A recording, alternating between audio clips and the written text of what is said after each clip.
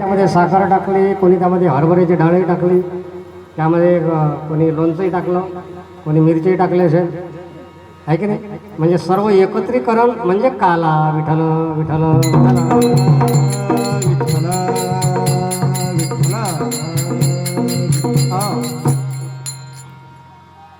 आणि काला जर बघायचा असेल तर प्रत्येकाच्या जीवनात हा काला झाला पाहिजे. एकत्रीकरण म्हणजे काला. जोपर्यंत मधमाशाचं पोळं एकत्रित आहे तोपर्यंत दगड मारण्याची कोणाची हिंमत नाही, आहे का.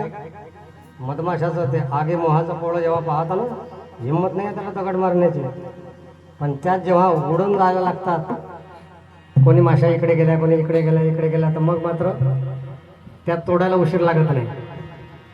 अशा प्रकारे आपल्या कुटुंबामधले सर्व एक जोपर्यंत आहे तोपर्यंत कोणाची हिंमत नाही धक्का लावेल.